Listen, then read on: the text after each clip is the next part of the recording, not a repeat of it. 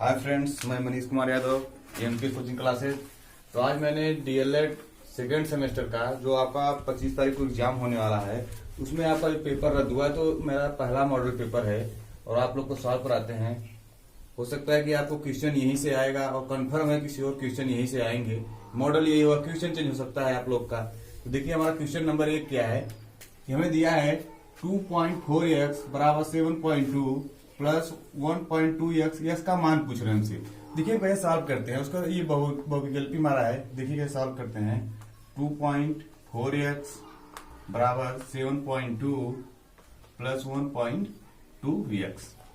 तो हम इसमें करते क्या है, x को एक साथ लेते हैं। चलिए x को हम इधर लेके आते हैं।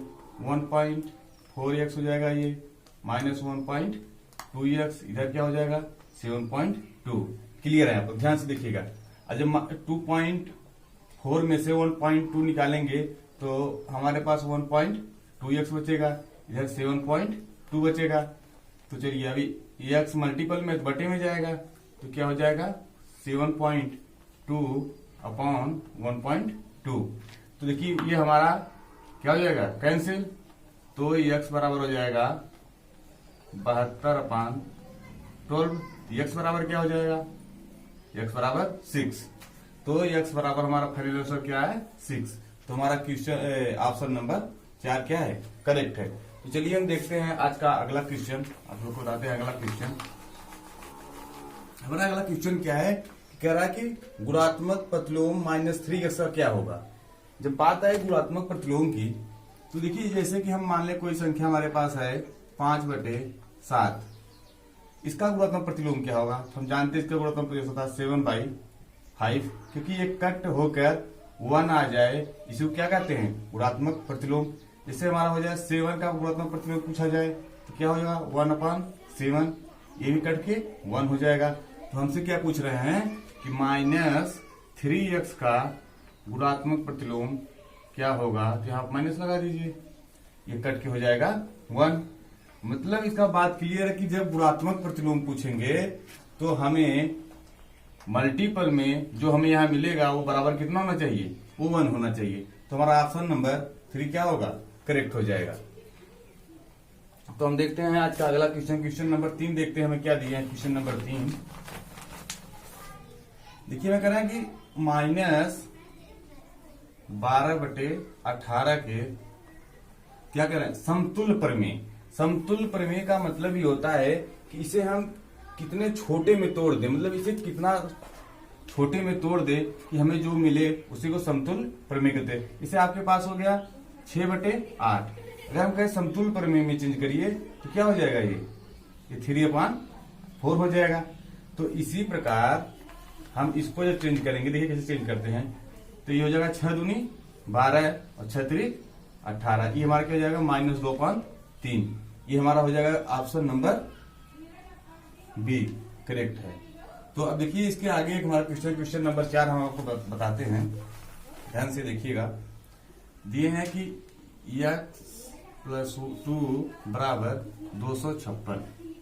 जब भी कहीं आपको ऐसा क्वेश्चन मिले तो आप पहले देखिए ये बेस है और इसको भी हम 4 की पावर में कुछ ऐसा बनाएं कि जो हमें मिले तो हम सॉल्व कर सकते हैं। चलिए देखिए हम पहले 256 को कैसे सॉल्व करते हैं। 256 हमारा है, चलिए हम 4 से करते हैं पहले। 4 छक 24 और 4 चौक 16 हो जाएगा। फिर हम यहाँ 4 से करेंगे, ये हो जाएगा 4 एकम 4 और 4 छक 24। फिर 4 से करेंगे, 4 चौक 16, 4 एकम 4। क्लियर है? तो मतलब कि 1 2 3 4 हम लिख क्या सकते हैं। देखिए x+2 4 की पावर हम 4 लिख सकते हैं। अब यहां से हम सॉल्व कर सकते हैं कि हमारा जो बेस है वो क्या है, बराबर है। जब दोनों साइड बेस बराबर है तो हम क्या लिख सकते हैं, x+2 बराबर 4। क्लियर है आप लोग? ध्यान से देखिएगा।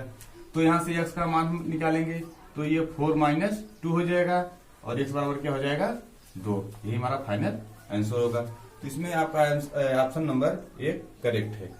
चलिए हम देखते हैं क्वेश्चन नंबर 5। आपको बताते हैं क्वेश्चन नंबर 5।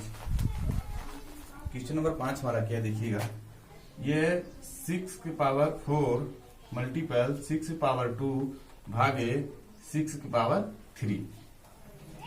तो आप जानते हैं कि जब मल्टीपल में होता है तो घातों को जोड़ लिया जाता है, घातों को जोड़ लिया जाता है। जब हमारा बेस सेम रहे तभी, ये नहीं कि बेस हमारा सेम दूसरा है तो हम जोड़ लेंगे, तब वहां पे नहीं जोड़ेंगे। तो हमको बनाना पड़ता है कि कैसे हम बेस को बना दें कि इसके रूप में हो जाए।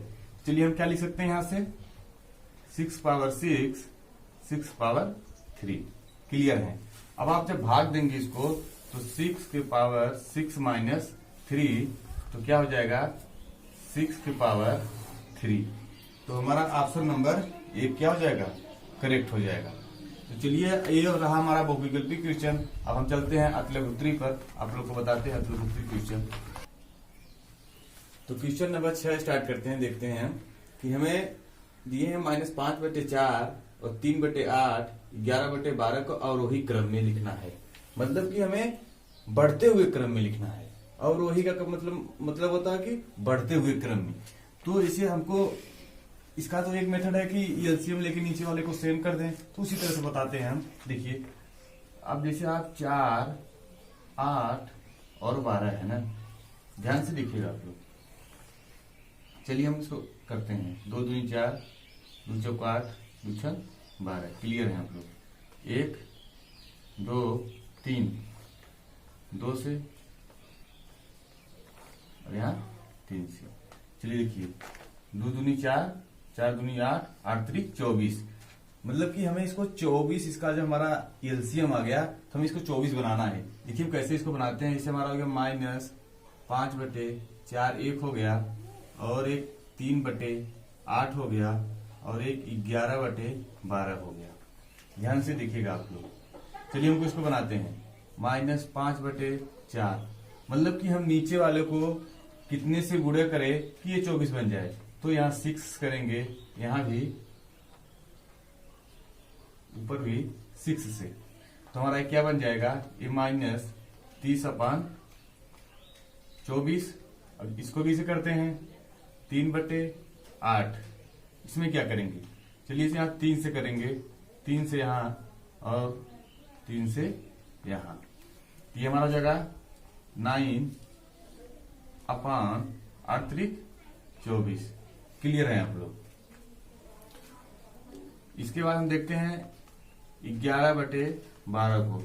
11/12 को आप जब 2 से गुणा कर देंगे, 2 से 9/11 दूना 22 हो जाएगा, 22/24। क्लियर है। अब आप ध्यान से देखिएगा। तो अब इसके बाद हमें देखना है कि सबसे छोटा कौन है। जिसके पास माइनस है वो सबसे छोटा हो जाएगा। उसके बाद उससे बड़ा कौन है, ये है। उससे बड़ा कौन है, ये है। आप क्लियर हैं। तो अपना एक बार एलसीएम आप चेक कर लीजिएगा। 2 दूनी 4 4 दूनी 8 8 3 24। यहां तक सही है हमारा। तो यहाँ फिर आप चेक कर सकते हैं 3/8 को। तो 8 3 24 3 3 का 9 सही है आप। तो अब इसके बाद देखते हैं हम। देखिए क्या मिलेगा हमारा। तो सबसे छोटा हमारा कौन हो जाएगा, सबसे छोटा हमारा -5/4। इसके बाद हो जाएगा 9/24। इसके बाद 11/22। ये हमारा आरोही क्रम में व्यवस्थित हो गया। तो ये आपको समझ में आया होगा, हमें पूरी उम्मीद है कि आपको समझ में आया होगा। तो चलिए हम देखते हैं क्वेश्चन नंबर, आज का 7 क्वेश्चन देखते हैं। क्वेश्चन नंबर 7 क्या है। तो क्वेश्चन नंबर 7 देखिए दिया है, और जो दिया पहले आप उसको नोट कर लीजिए। a + b = 11 दिया है, और a - b = 3 दिए हैं, और ab बराबर दिए हैं 28। और हमसे मान क्या पूछ रहे हैं कि a³ - b - ab का क्यूब, ये पूछ रहे हैं। तो चलिए हम इसको सॉल्व करते हैं, देखते हैं कैसे सॉल्व करते हैं। चलिए पहले आप कॉमन ले लीजिए। ये हमें कॉमन में क्या मिल रहा है। अगर यहां से a कॉमन ले, यहां भी a है तो कॉमन मिल जाएगा। चलिए a को कॉमन ले लिए। उसके बाद यहाँ भी b है, यहाँ भी b है, तो b को भी कॉमन ले लेते हैं। तो हमारे पास बचेगा क्या, यहाँ बचेगा कितना, एक तो यहाँ से निकल गया था, ये a² बचेगा, यहाँ -b² बचेगा। क्लियर है आप। तो ध्यान से देखिएगा। इसके बाद एक मैंने फार्मूला आप लोग को बताया होगा कि a³ - ए स्क्वायर माइनस बी स्क्वायर का फार्मूला होता है ए प्लस बी और ए माइनस बी, ये आप जानते हैं। तो इसी को हम पुट करते हैं। देखिए ए इंटू बी, यहां पे क्या हो जाएगा ए प्लस बी और ए माइनस बी। अब देखिए हमें अब वैल्यू मिलेगी, हमें ए प्लस बी की वैल्यू कितनी है 11, ए माइनस बी की 3 और ए इंटू बी की 28। चलिए इसको वैल्यू पुट करते हैं। ए भी हमारा कितना है, ये हो जाएगा 28 गुड़े ए भी कितना है ए प्लस बी, ये कितना है 11 हो गया। ए माइनस बी कितना है 3 है, तो 3 हो गया। चलिए गुणा करते हैं। अगर जब आपको ऐसा गुणा मिले तो पहले आप 11 को मत करिए, पहले आप छोटे से करिए, क्योंकि 11 वाला बहुत सिंपल होता है। तो 8 3 24 और 3 दूनी 6, 6 और 2 8। अब इसको कर दीजिए 11 से, हो जाएगा 11 चौक 44, 11 अट्ठे 88 और 4 92, कितना हो जाएगा 294। हमारा यही क्या हो जाएगा फाइनल आंसर हो जाएगा। चलिए अब क्वेश्चन नंबर 3 देखते हैं, क्वेश्चन नंबर 8 देखते हैं। आप लोग को समझ में आया होगा, हमें पूरी उम्मीद है।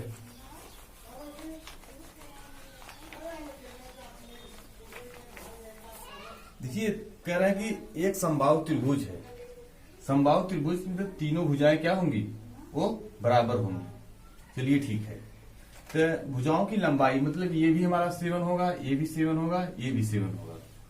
तो कह रहे हैं तो शीर्ष लंब की लंबाई, मतलब कि ये शीर्ष लंब जो हमारा होगा, यही तो लंबाई पूछ रहे हैं। तो चलिए हम जानते हैं कि समबाहु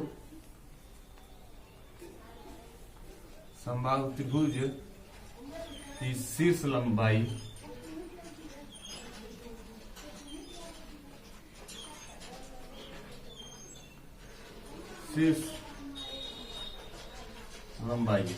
क्या होता है, हमारा फार्मूला होता है √3/2 इंटू भुजा होता है। तो हमारा भुजा तो हमें पहले से दिए हैं, तो यहाँ पर लिख भी सकते हैं कि हमारा जो भुजा दिया है, भुजा हमारा कितना है 7 है। तो यहाँ पर रखेंगे √3/2 गुणे भुजा कितना है 7 है। चलिए आप इसको काट दीजिए, ये हमारा हो जाएगा √3, इसके बाद 3.5 हो जाएगा। तो इसको हम लिख सकते हैं 3.5 √3। यही हमारा क्या होगा, यही हमारी इसकी क्या होगी लंबाई होगी, यही हमारा इसका लंबाई होगा। जो पूछा था कि शीर्ष लंब की लंबाई क्या होगी, तो यही होगा। चलिए हम क्वेश्चन नंबर अब देखते हैं 9th, आप लोग को बताते हैं 9th नंबर क्वेश्चन। आपको समझ में आ रहा है तो अच्छी बात है। क्वेश्चन नंबर 9th क्या कह रहा है कि एक कक्ष की चारों दीवारों का क्षेत्रफल, एक कोई कक्ष है उसकी क्या है चारों दीवारों का क्षेत्रफल जो है वो 190 वर्ग मीटर है। यदि चौड़ाई 8 मीटर तथा ऊंचाई 5 मीटर, तो शीर्ष लंब पूछ रहे हैं। तो आप जानते हैं कि कक्ष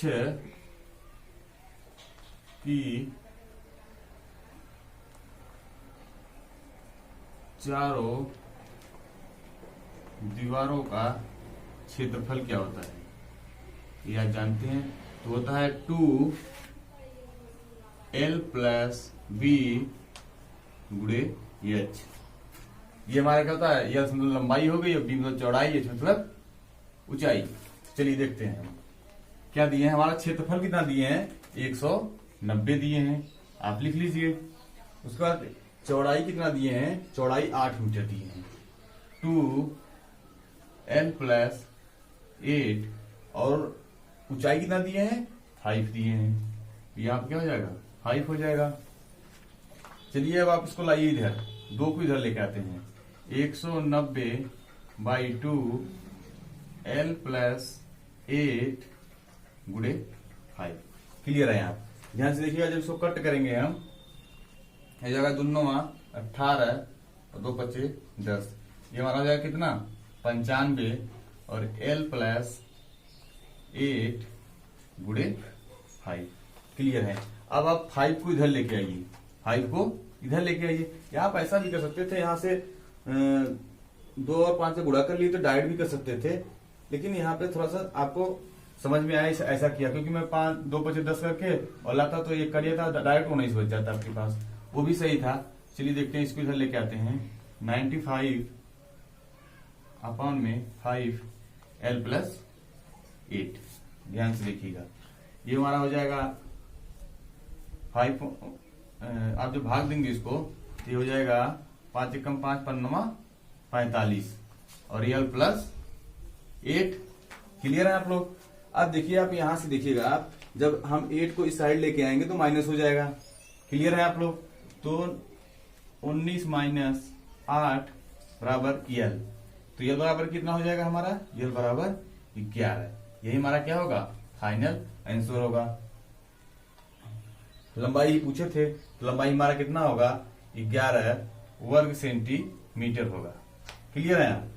चलिए हम बात करते हैं क्वेश्चन नंबर 10 की। आपको बताते हैं क्वेश्चन नंबर 10। अगर आप नोट करना चाहते हैं तो नोट भी कर सकते हैं साथ साथ में हमारे।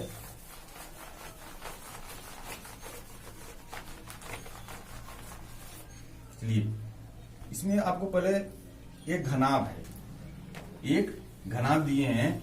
कह रहे हैं कि एक घनाभ की लंबाई 60 सेमी, चौड़ाई 20 सेमी और ऊंचाई 1 मीटर 10 सेमी। तो इसका आयतन मीटर में बताइए। इसका जो आयतन पूछ रहे हैं हमसे मीटर में पूछ रहे हैं। चलिए ठीक है, हम लिख ले रहे हैं। हमारा लंबाई क्या है? ध्यान से देखिएगा आप लोग। लंबाई हमारा है 60 सेमी और चौड़ाई हमारा है 20 सेमी और ऊंचाई जो दिया है, ऊंचाई हमारा कितना है? ऊंचाई हमारा है 1 मीटर 10 सेमी। तो आप लोग एक चीज ध्यान रखिएगा कि हमें जो आंसर पूछ रहे हैं वो मीटर में पूछ रहे हैं और जो हमारे पास है ये क्या है? सेंटीमीटर में है। तो पहले इसको हम चेंज करेंगे। चेंज कैसे करेंगे? आप जानते हैं कि अगर सेंटीमीटर में है उसको मीटर में चेंज करने के लिए 100 से भाग देते हैं। चलिए इसमें 100 से भाग देते हैं, देखते हैं कैसे देते हैं भाग। 100 एक जीरो गायब हो जाएगा, तो ये क्या हो जाएगा? 0.6 हो जाएगा। क्लियर? इसी तरह आप इसको भी, चौड़ाई को भी कर देंगे, एक जीरो गायब, और इसको जब करेंगे तो क्या हो जाएगा? 0.2 हो जाएगा। क्लियर है आप लोग? अब देखिए यहाँ पे ऊंचाई है, ये मीटर में दिए हैं। अगर हम मीटर को सेंटीमीटर में चेंज करें, मीटर को, तो चलिए 1 मीटर बराबर क्या हो जाएगा हमारा? 100 सेंटीमीटर हो जाएगा। और उसके बाद ये पहले से क्या है? 10 सेंटीमीटर है, तो यहाँ पे 10 सेंटीमीटर लिख देते हैं। तो हमारे पास क्या हो जाएगा? हमारे पास हो जाएगा 110 सेंटीमीटर में होगा। अब इसको हम चेंज करेंगे मीटर में। तो मीटर में कैसे चेंज करेंगे? देखिए 100 से भाग दे दीजिए आप, 110 अपॉन 100। जब इसको भाग देंगे कट जाएगा, अब यहाँ पे क्या हो जाएगा? दशमलव हो जाएगा 1.1। अब जाके हमें सब लंबाई, चौड़ाई और ऊंचाई भी सब किसमें आ गई? मीटर में आ गई। अब जब मीटर में आ गई तो हमसे पूछ रहे हैं कि इसका आयतन क्या होगा। तो आप जानते हैं घनाभ का आयतन जो होता है, घनाभ का आयतन होता है लंबाई गुणे चौड़ाई गुणे ऊंचाई। तो आप इसको रख दीजिए।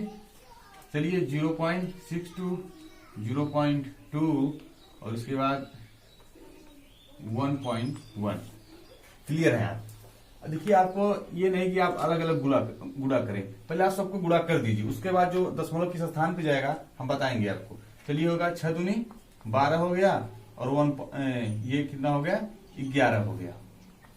तो आप 11 दूना 22 हो गया, 11 दूना 22 और 11 एकम 11, 11 और 2 13 हो गया हमारा। अब देखिए, अब यहां से आप दशमलव को काउंट करिए, यहां से एक स्थान पर, एक स्थान से यहां पर, एक स्थान से 3 स्थान पे, मतलब हमें दशमलव 3 स्थान पर लगाना है। तो हम क्या करेंगे? 1 2 3, मतलब दशमलव हमारा यहां हो जाएगा। इसको पहले आप 0 बढ़ा सकते हैं। यही हमारा क्या होगा? यही हमारा घनाभ का आयतन होगा, घनाभ का आयतन होगा। यही हमारा फाइनल आंसर होगा। तो चलिए देखते हैं क्वेश्चन नंबर आज का 11 देखते हैं, आपको बताते हैं क्वेश्चन नंबर 11 क्या है। तो क्वेश्चन नंबर 11 देखते हैं हम। 11 क्वेश्चन नंबर क्या दिए हैं कि x प्लस 1/x बराबर 6, और मान किसका पूछ रहे हैं हमसे? x क्यूब 1/x क्यूब का मान क्या होगा। तो सबसे पहले हमारे दिमाग में एक बात तो जरूर आई होगी कि एक्स क्यूब में है, अगर हम क्यूब वाला फार्मूला लेके चलें तो शायद हमें ऐसा कुछ मिलेगा। चलिए हम लोग लेके चलते हैं। एक्स प्लस 1/x का होल क्यूब। आप फार्मूला जानते हैं तो हम बता भी देते हैं। इसका फार्मूला होता है a प्लस बी का होल क्यूब। फार्मूला होता है a cube plus B cube plus 3ab कोष्टक में a प्लस बी। आप इसको ये याद रहता है, सभी बच्चों को याद रहता है, तो अभी आपको भी याद होगा कि हमें मालूम है। तो चलिए हम इसको सॉल्व करते हैं। तो ये हो जाएगा एक्स क्यूब अपान 1/x cube plus 3x 1/x और ये क्या हो जाएगा x अपान 1/x। क्लियर है यहाँ? तो आप चाहते तो यहाँ से कट भी कर सकते हैं, यहाँ पे कट हो जाएगा तो आप डायरेक्ट भी आप 3 लिख के कर सकते हैं, नहीं कोई दिक्कत नहीं है। तो चलिए हमें x प्लस 1/x का मान पता है, कितना होता है 6 होता है। तो 6 का होल क्यूब। तो इसको तो ऐसे उतारेंगे क्योंकि हमें मान तो ये बताना है। तो क्या हो जाएगा x क्यूब अपान 1/x क्यूब प्लस 3, ये तो कट हो गया। इसका मान कितना है 6 है, तो यहाँ रख दीजिए 6 हो जाएगा। और ये 6 का क्यूब होता है 216 और ये हो जाएगा x क्यूब अपान 1/x क्यूब। अब 18 को हम इस साइड लेके आएंगे, 18 को इस साइड लेके आएंगे तो 216 minus 18 x cube 1/x cube. Clear है आप लोग? अब जब 216 में से आप 18 को माइनस करेंगे तो 298 बचेगा। 298 x क्यूब 1/x क्यूब। यही हमारा क्या होगा फाइनल रिजल्ट होगा, यही हमारा आंसर होगा। चलिए हम देखते हैं अतलघुत्री क्वेश्चन। अतलघुत्री बात समाप्त हुआ, अब लघुत्री क्वेश्चन देखते हैं, आप लोग को बताते हैं। तो क्वेश्चन नंबर 12 देखते हैं आज का हम। इसमें दिया है कि किसी कक्षा की 8 बालकों की ऊंचाई क्रम से कितना दिए हैं 140, 142, 135, 133, 137, 150, 148, 138। तो इसकी माध्यिका बताइए।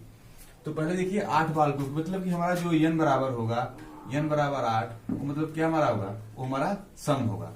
तो चलिए ठीक है, सम है।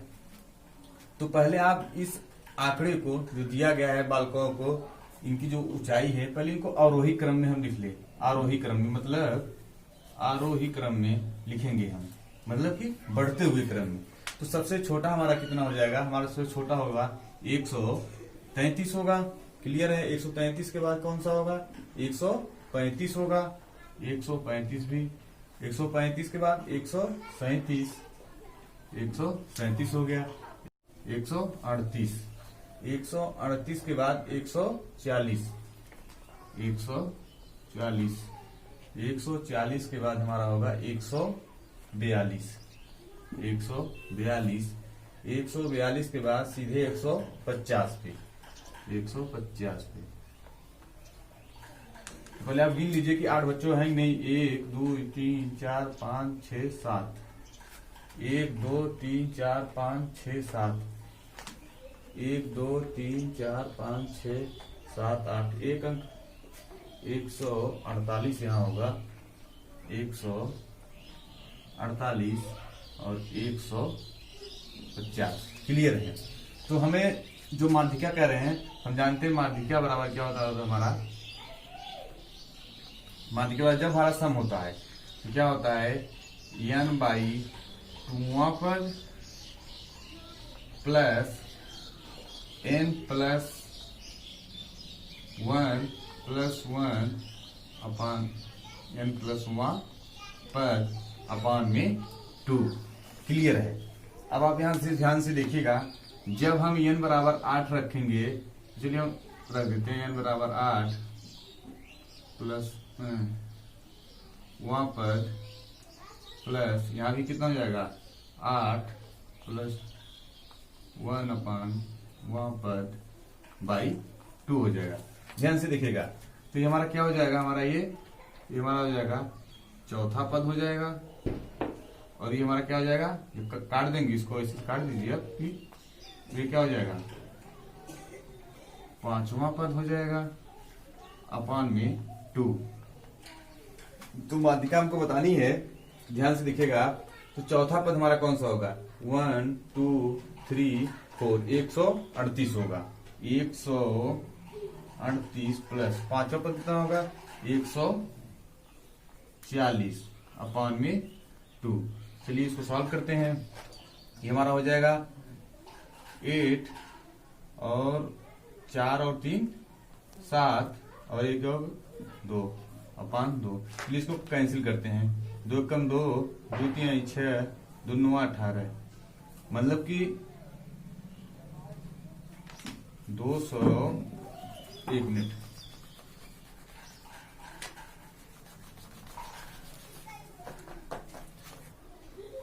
चलिए इसको कैंसिल करेंगे। देखिए ये हो जाएगा 2 कम 2 2 3 6 और 2 9 18, मतलब कि 139। मतलब कि जो सभी बच्चों की माध्यिका जो होगा वो औसतन क्या होगा? 139 होगा। समझ में आया आपको क्वेश्चन? पहले आप इस क्वेश्चन को पहले देख लीजिए, कितने बच्चे हैं, वो सम है या विषम है। सम में है तो ये वाला फार्मूला लगाएंगे, विषम में है उसका एक अलग फार्मूला होता है, n+1/2वां पद, वो अलग से फार्मूला लगता है जब इवेन रहता है, ऑड रहता है। और ये इवेन के लिए ये हमारा है। तो चलिए हम देखते हैं आज का अगला क्वेश्चन बताते हैं, क्वेश्चन नंबर 13।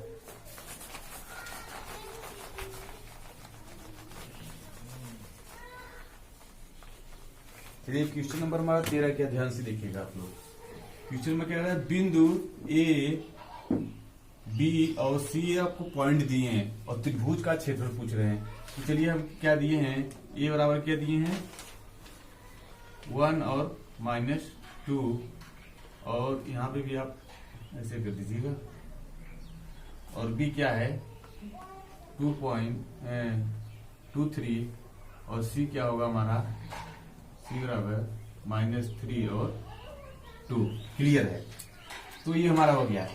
तो आप पहले यहां से ये हो जाएगा x1, ये x2 और ये x3, और ये y1, ये y2 और ये y3। क्लियर है आप लोग? अब ध्यान से देखिएगा, इसका फार्मूला होता है जब हमें पॉइंट में दिया हो ए बी सी, कोई 3 पॉइंट दे दे आपको और पूछे कि क्षेत्रफल इसका क्या होगा, तो उसके लिए फार्मूला होता है त्रिभुज का क्षेत्रफल बराबर होता है 1/2। तो उस फार्मूले को कैसे लिखते हैं आपको हम बता देते हैं। यहाँ आप लिख लीजिए x1, इसके बाद ऐसे ब्रैकेट बना दीजिए, फिर प्लस यहाँ x2, फिर आप ब्रैकेट बना दीजिए, फिर यहाँ प्लस x3, फिर यहाँ ब्रैकेट बना दीजिए, इसको आप क्लोज कर दीजिए। अब देखिए आपको बता दे रहे हैं कि इसके ब्रैकेट के अंदर जब कभी भूल जाते हैं तो कैसे याद करेंगे? y1 y2 y3। तो हम यहाँ से स्टार्ट करते हैं, यहाँ से स्टार्ट करते हैं। तो हम क्या लिखेंगे?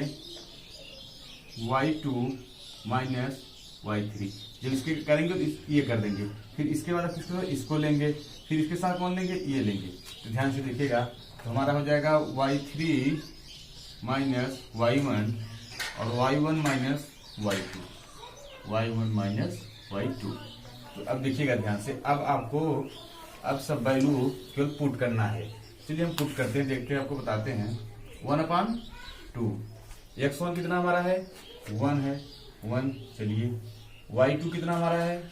y2 हमारा यहाँ है, ये कितना है? 3 हो गया। और y3 कितना हमारा है? वो 2 है, 1 - 2 प्लस लगा दीजिए। x2 हमारा कितना है? 2 है, 2 रख दिए। अब देखिए y3 हमारा कितना है? 2 है। y1 कितना है? y1 - 2 हमारा है, y1 - 2 हमारा है।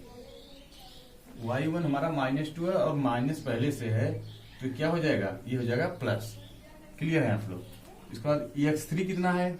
x3 हमारा यहाँ पे है, ये -3 है, तो ये इसको क्या कर देगा? माइनस। और इसके बाद देखिए y1 हमारा कितना है? -2, माइनस करने दीजिए आप। और y2 कितना है? ये हमारा है 3 रख दीजिए। अब देखिए, अब सॉल्व करिए आप इसको, ये हमारा जगह 1/2। क्लियर है? और जब आप यहाँ से माइनस करेंगे 3 में से 2 निकालेंगे तो 1 बचेगा केवल 1 प्लस ये कितना हो जाएगा 4 और जब 4 का गुणा करेंगे तो क्या हो जाएगा 8 प्लस। अब देखिए ये 3 2 5 -5 और इधर भी माइनस में -3 जो गुणा करेंगे तो माइनस माइनस क्या हो जाएगा प्लस हो जाएगा, प्लस लिख दिए हैं। तो 3 और 2 5 और 5 3 15 ये हो गया इतना। अब देखिए आप यहाँ से इसके आगे देखिए अब आपको हो गया 8 और 1 9 9 और 15 9 15 पर कितना होगा 24 9 15 24। तो हमारा जो क्षेत्रफल आएगा वो हमारा क्षेत्रफल आएगा 12 कौन सा क्वेश्चन था इसका क्षेत्रफल जो आएगा वो 12 सेंटीमीटर आएगा। इसका क्षेत्रफल 12 सेंटीमीटर। तो आपको कहीं भी अगर दिक्कत हो तो बताइएगा। देखिए मैंने आप इस चीज को एक बार बना लीजिएगा और आपको याद हो जाएगा। तो आपको कहीं से भी कोई भी पॉइंट दें, माइनस में दें ना दें, कहीं से दें, तो आप क्वेश्चन को सॉल्व कर सकते हैं। चलिए हम आज का देखते हैं अगला क्वेश्चन। आप लोगों को क्वेश्चन नंबर 14 नंबर बताते हैं आपको क्या है क्वेश्चन में।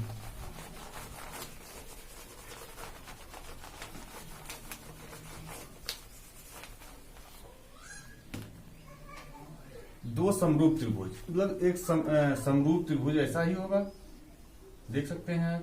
ये मान लीजिए हमारा क्या हो गया, ये हमारा समरूप त्रिभुज हो गया। तो दो समरूप त्रिभुज का क्षेत्रफल का अनुपात, चलिए हम मानते हैं पहले का क्षेत्रफल, पहले त्रिभुज का क्षेत्रफल अपान में दूसरे त्रिभुज का क्षेत्रफल, दूसरे त्रिभुज का क्षेत्रफल। तो ये इसकी क्या है, ये भुजाएं हैं, ये क्या होंगी बराबर होंगी, ये इसका इससे बराबर होगा क्योंकि ये समरूप है। और समरूप के बारे में आपको डिटेल से बताए हैं इसके पहले हम, तो आप जानते हैं। तो पहले त्रिभुज का क्षेत्रफल और दूसरे त्रिभुज का क्षेत्रफल ये रेशियो में दिए हैं, तो रेशियो में हमने बना लिया। इसके बाद कह रहे हैं उनकी संगत भुजाओं का अनुपात बताइए। चलिए हम कहते हैं पहले त्रिभुज के संगत भुजाएं अपान में दूसरे त्रिभुज के संगत भुजाएं। ये क्या होता है, ये होता है स्क्वायर, इसका होता है, ये फार्मूला है, आप इसको जानते हैं। तो चलिए अच्छा ठीक है। तो पहले त्रिभुज का क्षेत्रफल कितना हमें दिए हैं 81 दिए हैं, ये हमारा कितना होगा 81। और ये दूसरे का क्या दिए हैं 64, हम क्या कर देंगे 64। अब देखिए तो पहले त्रिभुज की जो संगत भुजाएं हैं, चलिए हम मान लेते हैं इसकी जो भुजाएं हैं x है पहले त्रिभुज की, तो ये क्या हो जाएगा x, और दूसरे त्रिभुज की y मान लेते हैं अपान में y का होल स्क्वायर। क्लियर है आप। अब देखिए जब आप स्क्वायर हटाएंगे तो क्या हो जाएगा रूट में हो जाएगा, तो रूट में होगा ये हो जाएगा 81 अपान में 64 एक्स वाई। तो हमसे भुजाओं का अनुपात पूछे हैं, ये हमारा हो जाएगा x अपान वाई हो जाएगा। क्लियर है आप। अब देखिए 81 को 9 लिख सकते हैं और 8 का वर्ग कितना होता है 64, यहाँ पे 8 लिख देंगे x अपान वाई। तो हमारा जो आएगा x और y का अनुपात, मतलब हमारी पहले त्रिभुज की संगत भुजाएं और दूसरे त्रिभुज की संगत भुजाएं का जो अनुपात आएगा वो 9:8 आएगा। क्लियर है।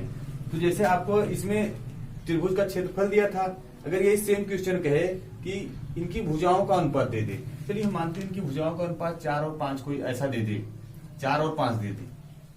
तो आप 4 और 5 को जब यहाँ रखेंगे तो इसका क्षेत्रफल में बताना पड़ेगा। तो ये 4 हो जाएगा, ये 5 जब इसका स्क्वायर करेंगे ये हो जाएगा 16, ये 25 हो जाएगा। तो यहाँ से हमको मतलब कि त्रिभुज का क्षेत्रफल भी हम बता सकते हैं, कोई दिक्कत नहीं है। तो चलिए हम क्वेश्चन नंबर आज का देखते हैं 15 नंबर क्वेश्चन। आपको बताते हैं क्वेश्चन नंबर 15 में क्या है, चलिए देखते हैं। ध्यान से देखिएगा आप लोग, द माइंड फ्रेश करके बहुत बढ़िया क्वेश्चन है ये हर बार बीटीसी में आता है। ऐसा नहीं होता कि एक भी बार क्वेश्चन रिलेशन से ना आए, रिलेशन से हर बार कोई ना कोई क्वेश्चन जरूर आता है। चलिए क्वेश्चन को पहले पढ़ते हैं हम।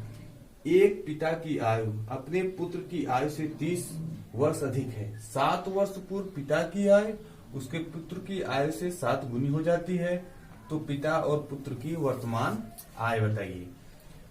तो सबसे पहली बात, हमें जो ज्ञात रहता है हम उसको मानते तो नहीं है, हमें इनके पिताजी की जो उम्र है वो हमें पता है, तो हम उनके पुत्र की आयु पर लिखते हैं। चलिए मान लीजिए पुत्र की आय x वर्ष है, x वर्ष है। एक पिता की आयु अपने पुत्र की आयु से 30 वर्ष अधिक है, तो उनके पिताजी की उम्र क्या होगी? पिता की आय तो x प्लस क्या हो जाएगा? 30 हो जाएगा, 30 वर्ष। क्लियर है? अब देखिए 7 वर्ष पूर्व कर रहे हैं, तो मतलब कि यहां पर लिख दीजिए 7 वर्ष पूर्व। देखिए कभी कहे 7 वर्ष पूर्व या 7 वर्ष बाद या 7 वर्ष पहले, तो आप जैसा कहे उसे आप लिखते जाइए और आप क्वेश्चन को बनाते जाइए। 7 वर्ष पूर्व कर रहे हैं तो 7 वर्ष पहले उनकी आयु क्या थी? अगर मैं आज 20 साल का हूं तो 7 वर्ष पूर्व कितनी रही होगी? तुम्हारा 13 वर्ष रही होगी, तो इनका क्या होगा? तो x माइनस 7 ये पुत्र की आयु होगी, ये पुत्र की होगी, और पिता की क्या होगी? x प्लस 30 माइनस 7, यहाँ आप वर्ष लिख सकते हैं, वर्ष। क्लियर है? चलिए देखिएगा यहां से ध्यान से, तो इसमें जब 30 को माइनस करेंगे तो क्या हो जाएगा? तो x प्लस यहाँ कितना 23 वर्ष हो जाएगा, तो 7 को माइनस करेंगे। तो चलिए अब इसके बाद क्या कह रहे हैं? उसकी आयु पुत्र की आयु से 7 गुनी है, मतलब कि जो पिता की आयु है, मान लीजिए पिता की आयु x प्लस 23 है, तो कह रहे हैं कि 7 गुनी होगी, मतलब कि पिता की आयु के बाद उसके पुत्र की जो आयु होगी उससे क्या होगी? 7 गुनी होगी। तो यहाँ पे 7 गुणे x माइनस 7। क्लियर है आप? अब ध्यान से देखिएगा आप लोग, x प्लस 23 ये हो जाएगा 7x और ये हो जाएगा माइनस 49। चलिए ठीक है, अब आप इसको इस साइड लेके आइए और इसको उस साइड भेजिए, तो ये हो जाएगा हमारा 23 प्लस 49 7x माइनस क्या हो जाएगा? x हो जाएगा। क्लियर है? चलिए 9 3 हमारा कितना हो जाएगा? 12 हो जाएगा, 2 4 6 1 7 72 हो जाएगा। यहाँ कितना हो जाएगा? 6x बचेगा। जब मल्टीपल को लाते हैं बटे में हो जाता है, तो x बराबर हमारा क्या हो जाएगा? 72/6। तो आप जानते हैं कि ये हो जाएगा 6 कम 6 और 6 दूनी 12, मतलब कि x बराबर 12। मतलब कि अगर पुत्र की वर्तमान आय जब होगी तो उसकी वर्तमान आय जो होगी वो हो जाएगी भैया 12 वर्ष वर्तमान आय, और उस समय उसके पिताजी की जो आय रही होगी तो वो क्या हो जाएगी? x प्लस 30 वर्ष, 30 वर्ष मतलब कि 12 प्लस 30 मतलब 42 वर्ष। क्लियर है आप? यही हमारा आंसर है। अच्छा, कभी कभी ये भी होता है कि कहता कि पिता और पुत्र का आयु का योग क्या होगा, तो इसमें कुछ करना नहीं है भैया, 42 और 12 आप जोड़ दीजिए, जो आ जाएगा वही हमारा आंसर हो जाएगा। चलिए हम देखते हैं आज का क्वेश्चन नंबर 15, इसमें बताते हैं आप लोग क्वेश्चन नंबर 15 में क्या है। तो क्वेश्चन नंबर हमारा 16 के आप लोग ध्यान से देखिएगा, बहुत बढ़िया क्वेश्चन है और इस बार हमें लगता है कि क्वेश्चन जरूर आएगा। तो क्या क्वेश्चन हमारा क्या है? एक आयताकार बाग की लंबाई 20% वृद्धि कर दी जाए और चौड़ाई में 20% की कमी कर दी जाए तो इसके क्षेत्रफल में क्या परिवर्तन होगा? तो जैसे कि कोई आयत होगा, पहले आयताकार कोई ऐसा बाग होगा या पार्क होगा, खेत हो, कुछ भी हो। ये कह रहे हैं कि इसकी लंबाई में 20% की वृद्धि कर दी जाए और चौड़ाई में 20% की कमी कर दी जाए। तो इसको मैं आपको 2 मेथड से बताएंगे, तो आप ध्यान से देखिएगा। तो देखिए आपको बता रहे हैं कि पहले जो लंबाई रही होगी तो वो 100 रही होगी। इसे ये एक मार्कर है, इसे मेरा एक मार्कर है, आप देखिए ध्यान से, ये मार्कर है। अगर मैं इससे इसमें से निकाल लूं तो इसके जो पहले इस समय मार्कर 100% रहा होगा। ये 100% इसकी लंबाई रही होगी, 100% लंबाई रही होगी। अगर इस मार्कर को हम निकाल दें, इस मार्कर को, तो इसमें क्या होगी, कुछ कमी आई होगी। और कमी क्या आई होगी, तो पहले कितना था, तो हम मान लें कि यहां पर लिख लीजिए, माना लंबाई और चौड़ाई, लंबाई और चौड़ाई, हमारा लंबाई और चौड़ाई क्या होगा, हमारा लंबाई और चौड़ाई 100 रहा होगा, क्योंकि वो फिक्स रही होगी। मतलब कि ये जो आयत है हमारा पहले फिक्स रहा होगा और बाद में जो कमी और वृद्धि हुई। तो चलिए मान लीजिए जो यहाँ पे हमारा लिख लीजिए, यहाँ पर लंबाई 100 रही होगी और चौड़ाई भी हमारी क्या होगी, 100 होगा। तो कह रहे हैं कि 20% की वृद्धि होगी लंबाई में। तो लंबाई कितनी हो जाएगी, 120। क्लियर है आप लोग। और चौड़ाई कितनी हो जाएगी, 20% की कमी कर रहे हैं तो 80 हो जाएगी। क्लियर है, ध्यान से देखिएगा।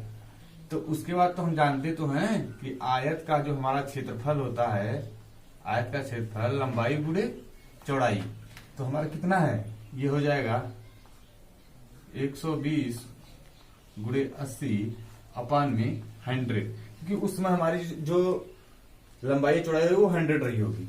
तो मतलब कि ये कैंसिल और ये कैंसिल, मतलब 96। मतलब पहले जो मैंने माना था लंबाई और चौड़ाई वो था 100, लेकिन अब कितना है, 96।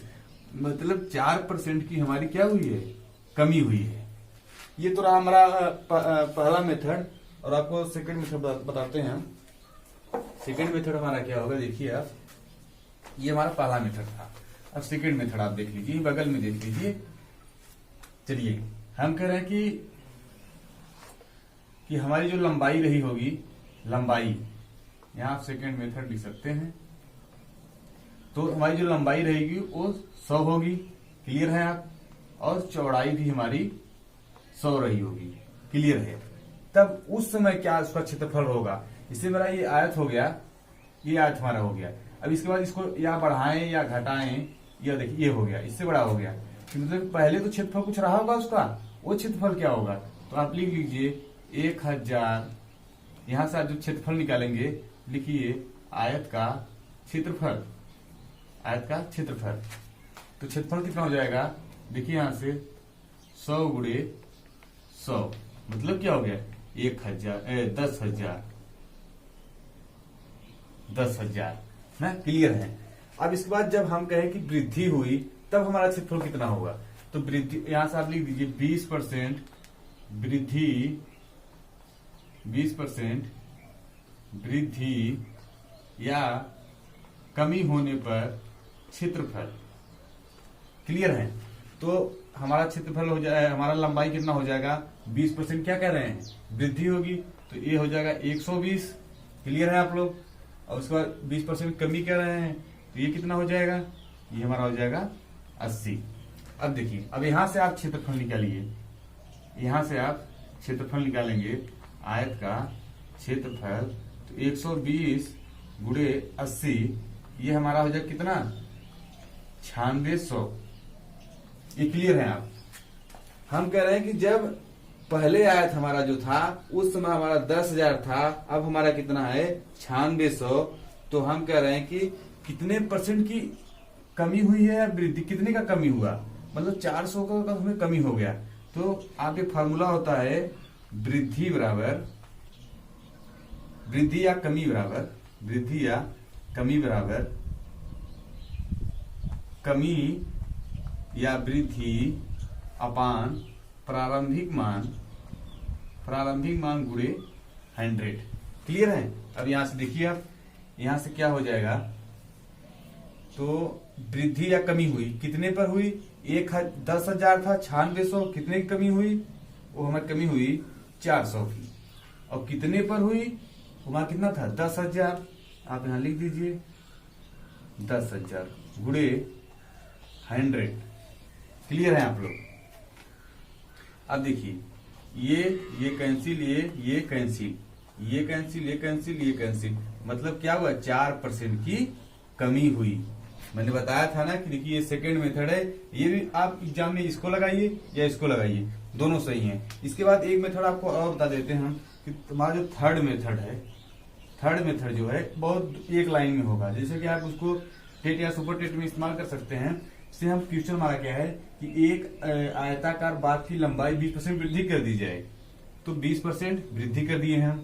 कह रहे हैं कि चौड़ाई में 20% की कमी कर दी जाए, 20% की कमी हो गई। अब देखिए यहाँ प्लस है, यहाँ माइनस, तो यहाँ क्या होगा, माइनस होगा। इसके बाद आप 20 गुणे 20 अपान में 100 कर दीजिए, ठीक है। जब 100 करेंगे तो देखिए ये हमारा हो जाएगा कैंसिल, और ये 0 0 0 0 और 2 दूनी 4 -4, मतलब कि क्या हुई, ये 4% की हमारी क्या हो गई, ये कमी हो गई। ये शॉर्ट मेथड था। इसके बाद ये लांग आप कहीं से लगा सकते हैं, कोई दिक्कत नहीं है। दोनों आप लगाएंगे एग्जाम में, नंबर आपको जन्म देगा श्योर 110%। देखते हैं अगला क्वेश्चन आज का हम।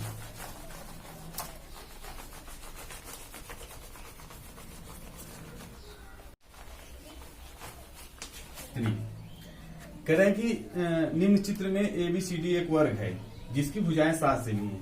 चलिए अच्छा ठीक है, हम आपको दिखाते हैं। मान लीजिए कि ये हमारा, ये क्या हमारा है, ये हमारा त्रिभुज हो गया। और त्रिभुज में आप लोग जानते हैं, ये गलत हो गया है, रुकिए, ये मान लीजिए हमारा एक वृत्त हो गया, ये वृत्त हो गया। अब इसके बाद इसमें देखिए आप,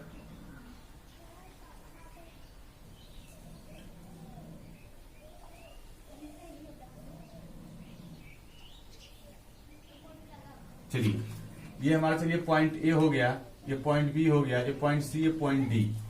कह रहे हैं कि ABCD एक वर्ग है। चलिए मैंने वर्ग बना लिया जिसकी भुजाएं 14 सेमी हैं। तो आप जानते हैं कि वर्ग की जो भुजाएं होती हैं, चारों भुजाएं जो होती हैं वो सेम होती हैं। ये भी ये होगा, ये भी ये भी ये, मतलब कि अगर ये 7 होगा, ये भी 7 होगा, ये 7 होगा, तो ये भी 7 होगा। क्लियर है। तो ये कह रहे हैं कि जो उसकी भुजाएं हैं वो 14 हैं। चलिए ये हमारा क्या हो गया, 14 हो गया, ये भी 14 और ये भी 14। क्लियर है। तो हमसे वृत्त का क्षेत्रफल पूछ रहे हैं। तो वृत्त का क्षेत्रफल का आप लोग फार्मूला जानते हैं, वृत्त का क्षेत्रफल होता है πr²। क्लियर है आप। अब आप ध्यान से देखिएगा यहां से। अब देखिए वृत्त का क्षेत्रफल में r चाहिए, मतलब कि ये यहां से यहां की जब डिस्टेंस देखेंगे ये कितना होगा, ये तो 14 सेंटीमीटर ही होगा। तो हम यहां से रेडियस निकाल लें। हमारा रेडियस का फार्मूला होता है व्यास अपान 2, मतलब डायमीटर अपान 2। तो हमें r मिल जाएगा यहाँ से 14 है, 14/2 मतलब 7 सेंटीमीटर। ये हमारा जो रेडियस होगा, मान लीजिए यहाँ पे ये केंद्र रहा होगा, यहाँ से यहाँ के ये 7 सेमी होगा। चलिए हमें रेडियस मिल गया है, तो हम वृत्त का क्षेत्रफल बता दें। तो पाई का मान रख दीजिए आप 22/7। r का मान कितना है 7, आप 7 गुणे 7 स्क्वायर कर सकते हैं, इसको कैंसिल कर देंगे। अब इसको आप गुणा कर दीजिए, 7 दूनी 14 हो गया और 7 दूनी 14 15, 154 वर्ग सेंटीमीटर। क्लियर है। तो अब आपको एक सवाल समझ में आया होगा। तो आज का हम आखिरी क्वेश्चन देखते हैं, क्वेश्चन नंबर 18 है, जो लास्ट क्वेश्चन होगा और बहुत बढ़िया क्वेश्चन है। ये अगली बार 2018 या 19 में क्वेश्चन एक बार DLED में पूछ चुका है। तो उसमें काफी बच्चे ये कह रहे थे कि सर समझ में नहीं आ रहा है कि ये आयत कैसे बना दे रहे हैं। तो आज मैं जो बताऊंगा वो अलग तरीके से बताऊंगा, ध्यान से देखिएगा। आपको ध्यान से देखिएगा बस आप लोग, क्वेश्चन बहुत मस्त है। ठीक है। इसकी लंबाई जो है 80 सेंटीमीटर और चौड़ाई कितनी है 60 सेंटीमीटर। क्लियर है आप। अब जो क्वेश्चन जैसा कहे आप वैसा करिए, क्वेश्चन की भावनाओं को समझिए आप एक बार। कह रहे हैं कि इसके बीचों बीच लंबाई के समांतर 5 सेंटीमीटर, लंबाई के समांतर मतलब अगर लंबाई ये हमारी है तो इसके समांतर 5 मीटर का ये रास्ता बनेगा। क्लियर है। तो हमारा ये क्या हो जाएगा, यहां से यहां तक की डिस्टेंस क्या हमारी हो जाएगी, 5 सेंटीमीटर हो जाएगी। और इसके बाद क्या कर रहे हैं, इसके बाद कर रहे हैं तथा चौड़ाई के समांतर 3 सेंटीमीटर। ये तो हमारी चौड़ाई हुई, ये हमारी चौड़ाई हो गई। तब हम चौड़ाई के समांतर जब बनाएंगे, देखिए चौड़ाई के समांतर, अब इसे रास्ते को ऐसे दिखा दीजिए, रास्ता एकदम अच्छे से क्लियर है। ये चौड़ाई के समांतर हो गया और ये लंबाई के समांतर हो गया। तो हमारा ये 60, तो ये हमारा कितना हो जाएगा, ये हमारा 3 हो जाएगा। क्लियर है आप लोग। अब ध्यान से देखिएगा, हम कह रहे हैं कि आप A B C D E और एफ, चलिए हम कह रहे हैं कि पहले हम त्रिभुज आयत ए बी सी डी का क्षेत्रफल निकाल लें। तो चलिए लिखिए,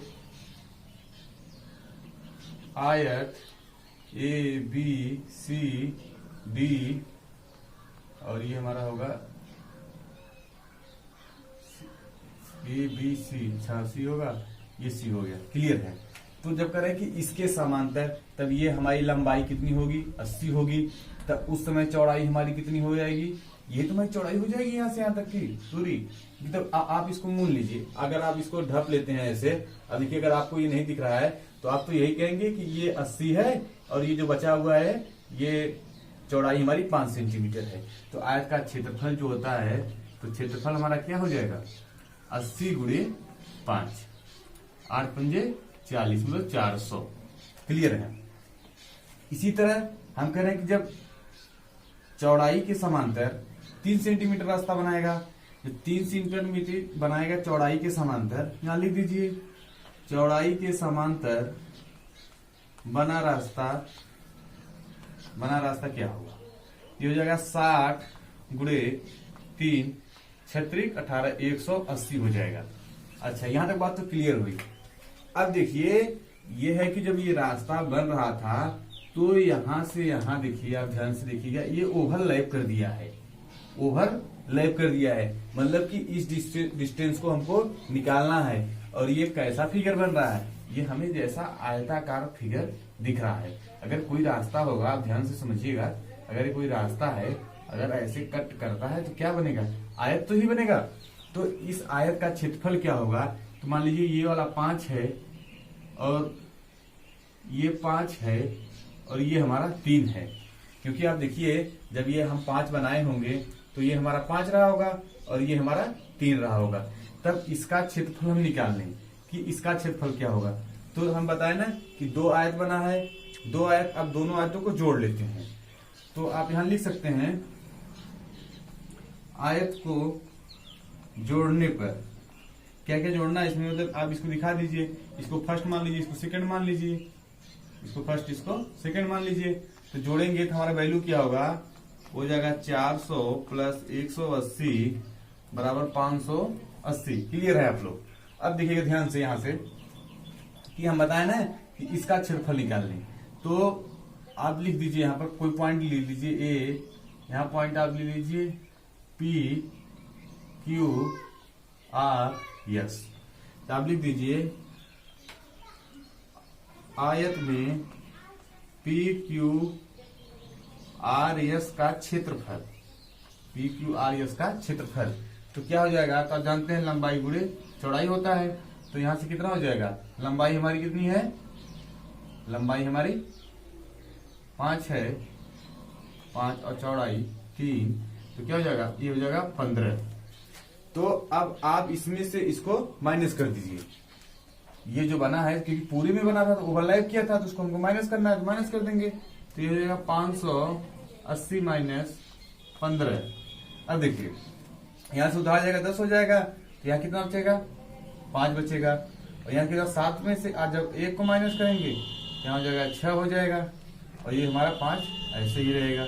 अब देखिए, अब ये हमारा इतना वर्ग सेंटीमीटर आया, किसका, इसका पूरा क्षेत्रफल।